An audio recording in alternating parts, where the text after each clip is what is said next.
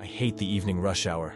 The crush of bodies, the stench of end-of-day sweat and cheap cologne, the cacophony of voices, police and ambulance sirens, yellow cabs honking horns, the sounds of rumbling and screeching of trains coming up through the sidewalk grates, like great serpents in the belly of the city. It's almost unbearable, but it's my grind to bear. So every day, I grit my teeth and keep running on the wheel of the great rat race that is New York City.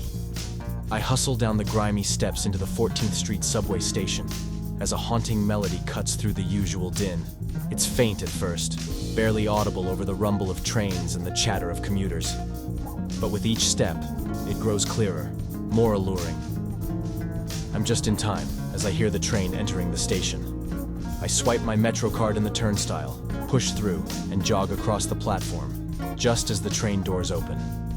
Waiting for arriving passengers to exit the train before boarding, I turn to pinpoint the source of the music. That's when I see her. A busker. A platform musician. She's young with flowing dark hair, her head bent over the guitar as she perches on a stool dangerously close to the edge of the platform. Her fingers dance over the strings, coaxing out notes that seem to shimmer in the stale underground air. As I board the train, I catch one last glimpse of the guitarist. I could swear her eyes meet mine for a moment. She's beautiful. The only word that comes to mind is breathtaking. The doors close, and the train jolts forward as my eyes linger on her as we enter the tunnel. Beautiful, isn't it? A voice beside me murmurs. I turn to see a friendly-looking elderly man, also looking through the window at the guitar player. What? The music? Yeah, it was nice, I reply, finally securing my Metro card in my coat pocket. He chuckles, a raspy sound, and crow's feet fan out from his eyes, making him look wiser. No, son. The Siren. I think you may have caught her eye. Me? Siren? Before he could elaborate, a woman bumps into both of us, jostling her way through the crowded subway car to get to the door. I frown. Then the man heads toward the door as well, preparing to get off at the next stop. Ah, well. The train stops, and the door opens. Before getting off, the old man calls back to me and says, If you see her again, don't get too close. Leave and go to another subway station. Yeah, right. That station is closest to my job. Crazy old man. The next day, the guitarist is there again. Her song is different this time, but no less mesmerizing. I find myself lingering on the platform, my fingers tapping my thigh in time with the melody. I don't know how long I've been watching her and enjoying her performance before a hand on my shoulder startles me. I turn to see my coworker, Lisa. You're still here? Lisa asks. Didn't you see the train? I blink, disoriented. I guess I got distracted. Lisa's brow furrows. By what? I struggle to give her an answer. Never mind, She says. It's too crowded here. At this rate, we'll never get on the train. Come on, let's go farther up the platform to board at the front when the next one comes. As we rush past, I glance back, and the guitarist winks at me, her fingers never missing a beat.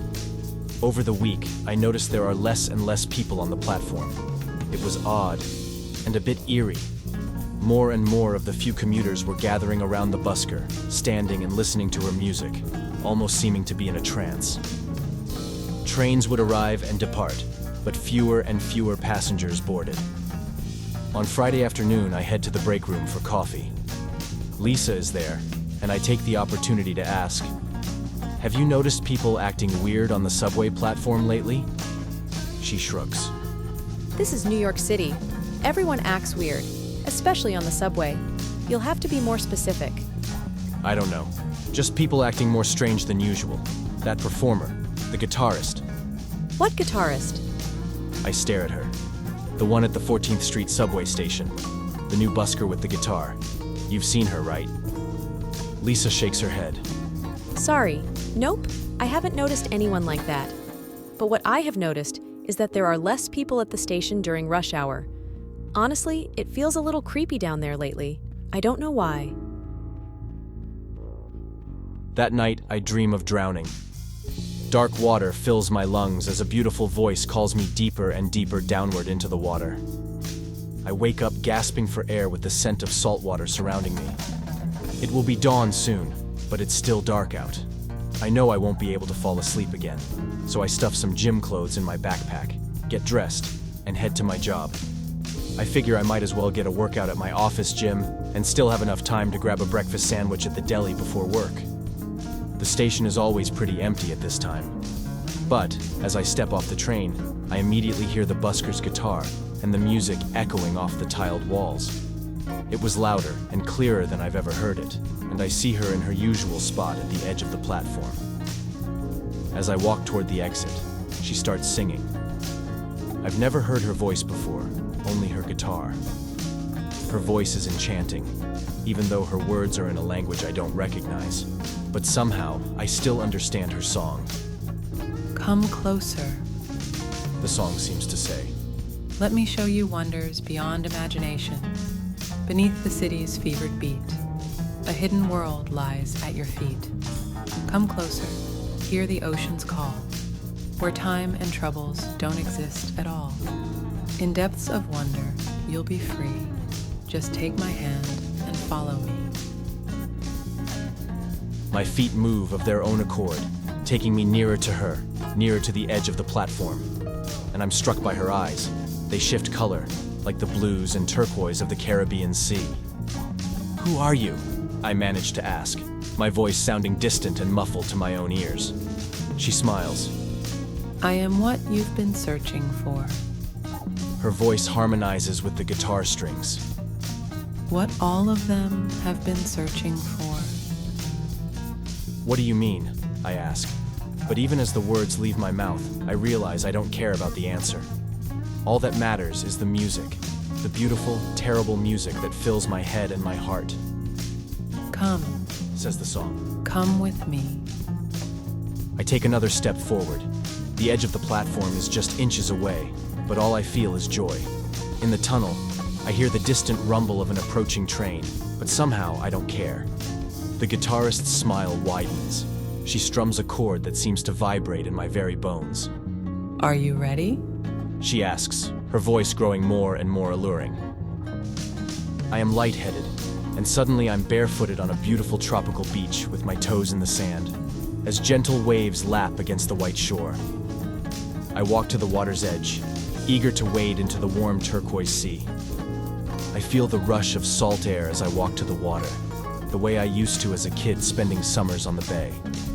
I close my eyes and allow a strange and wonderful euphoria to capture me. I take another step.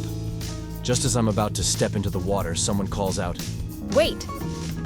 The shout barely penetrates the fog in my mind. Jack, stop!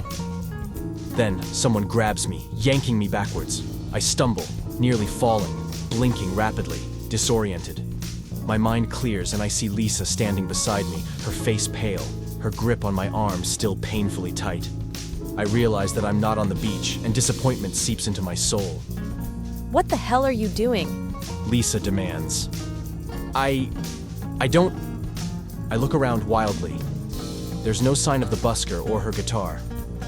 Where did she go? Where did who go? The woman playing the guitar. There was no one playing music. It's too early for platform performers. I was in the last subway car, the same train you were on. I was walking toward you and saw you just standing there, staring at the platform's edge, at nothing. Lisa's expression softens from anger to concern. Jack, you almost stepped in front of that train. But the music... Even as I say it, I realize I can no longer recall the melody that had so enthralled me. Lisa sighs. It's way too early. Let's go get some coffee. I nod numbly, allowing her to lead me up the stairs and into the gray morning light. As we emerge onto the street, I breathe deeply, savoring the familiar sounds and scents of the city. But underneath it all, just for a moment, I catch a whiff of salt water. I shake my head and keep walking. Did I imagine it all?